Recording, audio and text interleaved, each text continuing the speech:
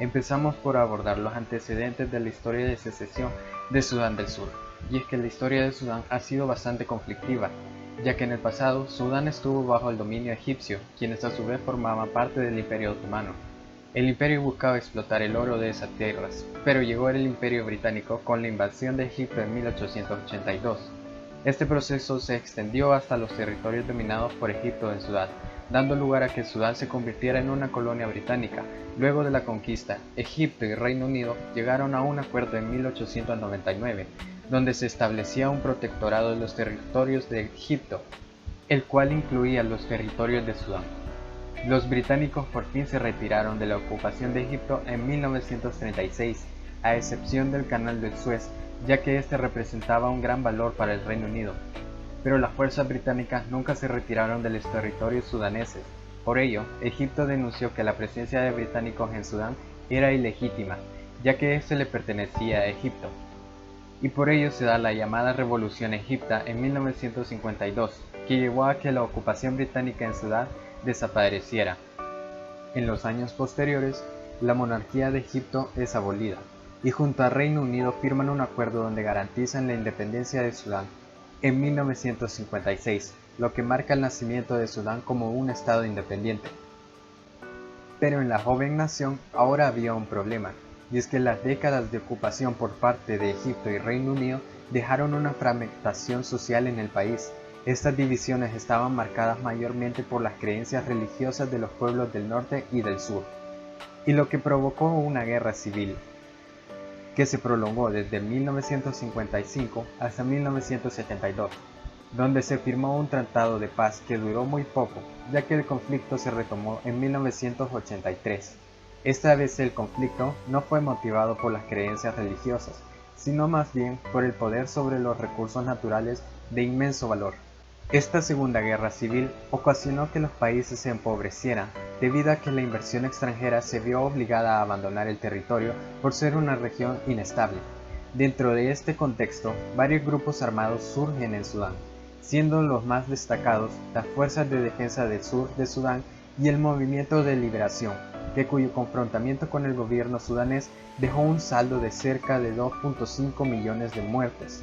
La guerra se prolongó durante la segunda mitad del siglo XX, habiendo diferentes negociaciones para intentar detener la guerra.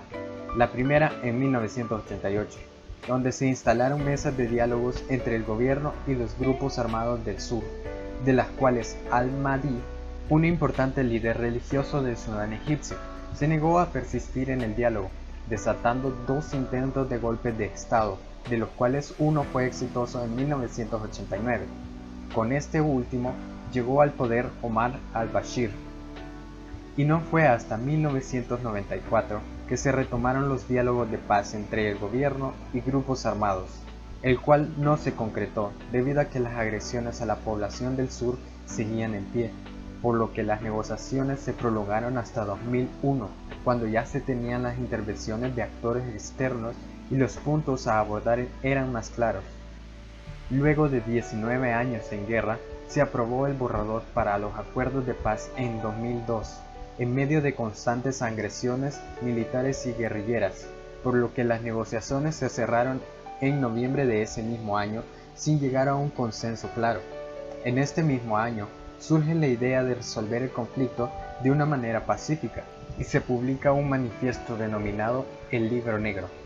Luego, en 2004, se firma un acuerdo entre los musulmanes del norte con los cristianos del sur. Este acuerdo dio las bases para el surgimiento de un nuevo estado en el sur, pero que aún no contaba con un reconocimiento legal. Y ya en 2005 se da un cese a las agresiones, con la consecuencia de que el sur se deja como una región autónoma de Sudán. Y no es hasta el año 2011 que mediante un referéndum apoyado por una amplia mayoría del pueblo sur-sudanés se da el nacimiento del nuevo estado de Sudán del Sur. Muchos actores estuvieron involucrados en el proceso de secesión de Sudán del Sur.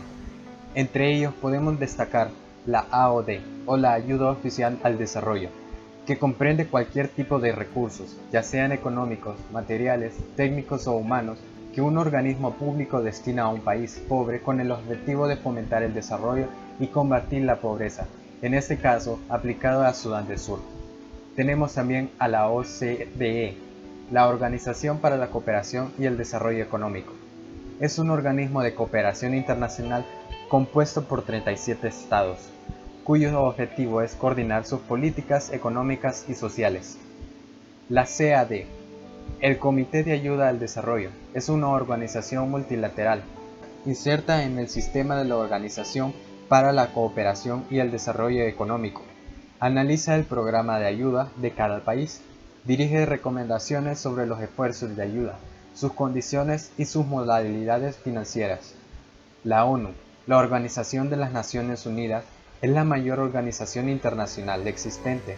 Se encarga de mantener la paz y la seguridad internacional, fomentar entre las naciones relaciones de amistad y promover el progreso social y la acción climática, la mejora del nivel de vida y los derechos humanos.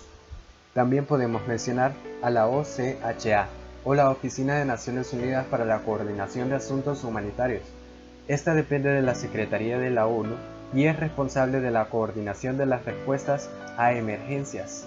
De este último actor internacional, se puede destacar que desde julio de 2011 ha comenzado a reseñar los volúmenes de ayuda humanitaria de los donantes en el marco del proceso de llamamiento consolidado destinados a Sudán del Sur.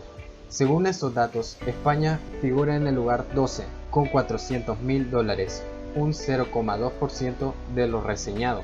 Conforme a estos datos, la media de la AOD durante dicho periodo destina a servicios sociales básicos el 16,75%, lo cual repartido por sectores implica una media de un 4,75% destinado al ámbito de la educación, 6,75% al de salud y 4,75% al del agua y saneamiento.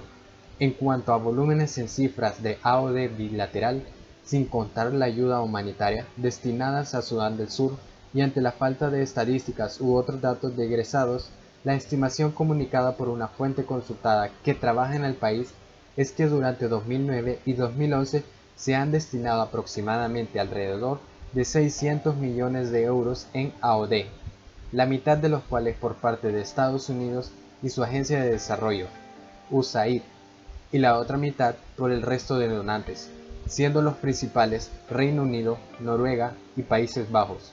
Igualmente se estima que la mayor parte de la AOD de estos últimos años se ha destinado al sector de la seguridad y de las infraestructuras, en línea con las prioridades del gobierno del Sudán del Sur, en cuyo presupuesto de 2011 se asigna un 28,46% del mismo a seguridad y un 10,98% a infraestructura. Podemos destacar otros actores internacionales, entre ellos tenemos la IGAD, o Autoridad Intergubernamental para el Desarrollo de África. Este es un organismo regional que engloba a diversos países del Cuerno de África y al cual se incorporó en noviembre de 2011 el recién creado Estado de Sudán del Sur. El IGAD presta su apoyo de forma coordinada con el gobierno y los donantes internacionales a través de diversos programas y fondos conjuntos como el MDTF.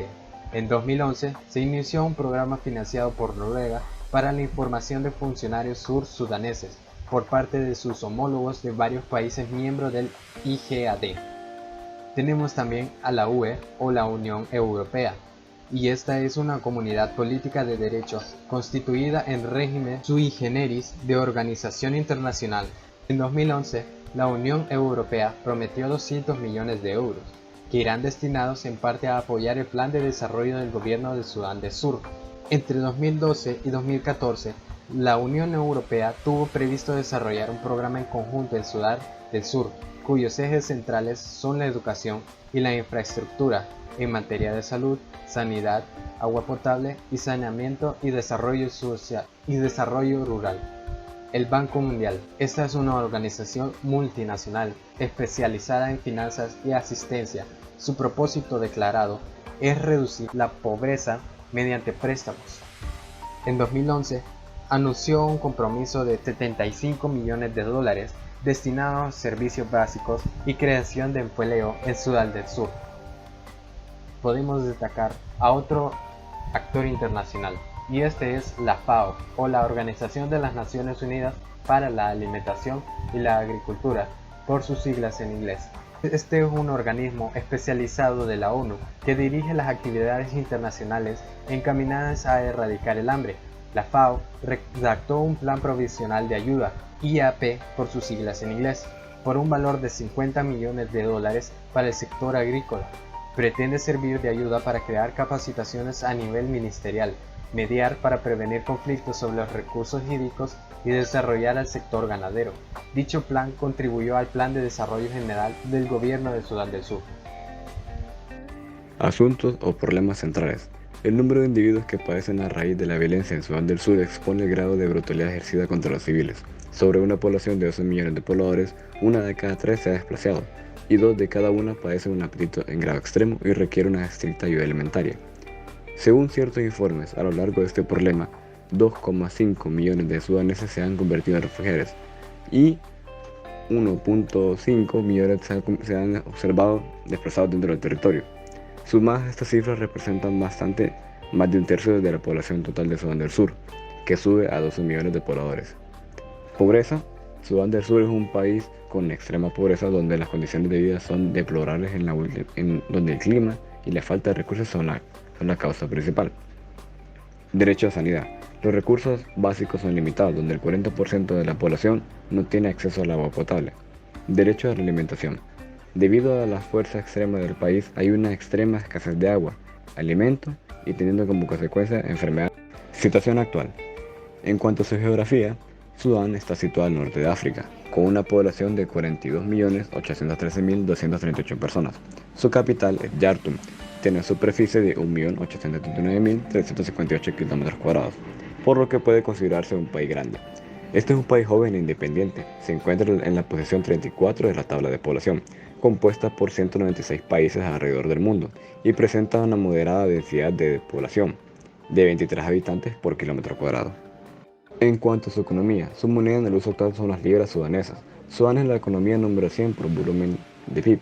Su deuda pública en el 2019 fue de 60.072 millones de euros, con una deuda del 200,35% del PIB.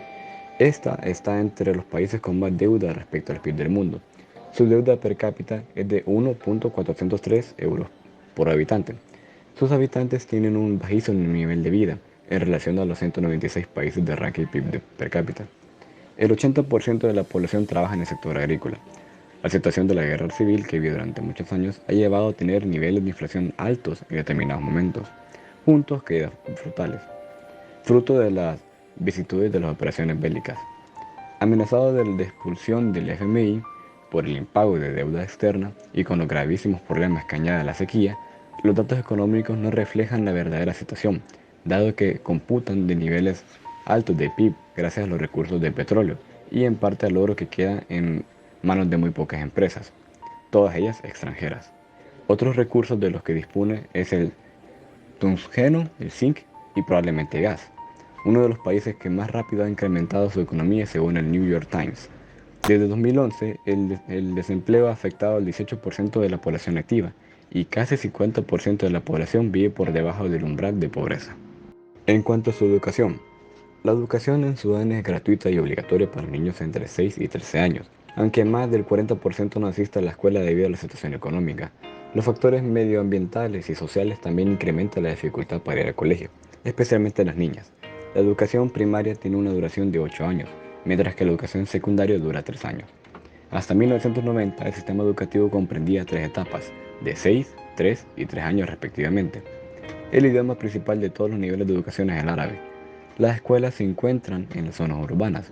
La mayoría de las que se encuentran en el oeste se han visto muy afectadas por los distintos conflictos existentes. En el 2001, el Banco Mundial emitió que la asistencia a la educación primaria era de 46% sobre el total de la población, mientras que la educación secundaria asistía al 21% sobre la total. La asistencia varía en la zona del país, siendo menor del 20% en algunas provincias. El 70,2% de la población sabe leer y escribir. En hombres el porcentaje es de 79,6%, mientras que las mujeres baja al 60,8%. En cuanto a su gobierno, en el año 2011 Sudán del Sur se convirtió en el país más joven del mundo, en el que recientemente se independizó con 98% de aprobación, se separó de Sudán y se convirtió en la nación número 54 en toda África. Si bien existen algunas diferencias notables, el sur es más tropical, el norte es más desértico, el sur predomina el cristianismo, mientras que en el norte predomina el islam como territorio anglo-egipcio. La parte norte fue más modernizada, mientras que el sur solo se hizo a un lado, y eso que tras su independencia el sur buscaba independizarse, mientras que el norte sin mucho éxito. En los años 50, ambas partes se pelearían en par de guerras civiles que le costarían la vida de hasta 2,5 millones de personas, hasta que finalmente en el año 2005 se firmó un tratado que permitiría que Sudán del Sur se gobernara a sí mismo. Del año 2011 se daría el referéndum que le daría a esta nación independencia. Oficialmente, la política de Sudán tiene un lugar en el marco de un gobierno provisional federal bajo una dictadura militar. El presidente de Sudán es el jefe de Estado, jefe de gobierno y comandante en jefe de las Fuerzas Armadas. El poder legislativo reside tanto en el gobierno como en las dos cámaras, la Asamblea Nacional, que es la Cámara Baja, y el Consejo de Estados, que es la Cámara Alta. De la legislatura nacional bicameral. El poder judicial es independiente y lo posee el Tribunal Constitucional. Sin embargo, después de una mortífera guerra civil y el conflicto de Darfur, Sudán fue ampliamente reconocido como un estado totalmente totalitario, donde todo el poder político efectivo estaba en manos del presidente Omar al-Bashir y el Partido de Consejo Nacional, NCP. Sin embargo, al-Bashir en el NCP fueron derrocados por un golpe militar que ocurrió en el 11 de abril de 2019. El gobierno de Sudán fue dirigido por el Consejo Militar Transitorio hasta el 20 de agosto de 2019, cuando se disolvió entregando su autoridad al Consejo Soberano de Sudán, que está previsto que gobierne durante 39 meses hasta 2022, en el proceso de transición de la democracia. En la actualidad, las milicias que lucharon por la independencia lo hacen ahora por el poder, en la que se entremezclan factores tribales, políticos y geoeconómicos. La independencia no fue todo bueno para el joven país africano, puesto que traería consigo consecuencias. Estas consecuencias son: número 1. La grave situación humanitaria en Sudán del Sur. Esto a raíz de la guerra civil que inició 2 años después de que se declarase independiente dicho país, con dos bandos en contienda, uno liderado por al-Bashir y el otro liderado por el opositor Riek Machar. Cabe resaltar que este conflicto tiene bases en rivalidades étnicas políticas. Además, las diferencias étnicas en el sur han existido desde antes de la guerra con Sudán, pero cesaron a raíz de lograr independizarse. De este y han sido retomados posteriormente a lograr dicho objetivo. Número 2. La independencia de Sudán por el petróleo, que genera ganancias para invertir en armas para los conflictos internos que generan, de lo cual consecuentemente se puede mencionar la pobreza, corrupción, violación de los derechos humanos, destrucción de instituciones internas, bajos niveles de desarrollo del país, de lo cual lo convierte en un estado fallido. Número 3, como última consecuencia, pero no menos importante, es el conflicto que aún persiste en Sudán y en Sudán del Sur. Este por la apropiación del territorio Haiti, siendo este rico en petróleo y ubicándose en la frontera de ambos países. Cabe resaltar que el oro negro ha sido causante de disputas desde tiempos inmemorables y entre ambos territorios. Posibles escenarios. Número 1. Los líderes de Sudán y Sudán del Sur entablaron un diálogo en donde busquen poner fin al conflicto, compartiendo sus intereses, buscando acabar con la violencia entre grupos étnicos, principalmente las dos más representativas, que son Dinka y Nuer. Número 2. La unión de los líderes políticos de Sudán y Sudán del Sur implementarán reformas a las leyes, crearán un sistema jurídico con mayor rigidez, dándole mayor protagonismo a la creación del Tribunal Especial para investigar e enjuiciar a los responsables de atrocidades, que fue una de las propuestas dadas por los acuerdos de paz firmados en 2015. Junto a instituciones internacionales, buscar acabar con la violación de los derechos humanos y proteger a aquellos que por el conflicto se refugiaron en otros países. Número 3. Tanto Sudán y Sudán del Sur, al verse afectados por la pandemia del COVID-19, entablarán negociaciones, y Sudán del Sur, al poseer el recurso del petróleo, este ya no será utilizado para la compra de armamento, dejará de ser un combustible que vive la guerra, dando paso a una unificación de ambos países, en donde el petróleo pasará a ser utilizado con fines de reactivación económica y hacer el crecimiento del país, buscando así eliminar la inseguridad alimenticia y poder brindarles a sus sudaneses condiciones óptimas para vivir.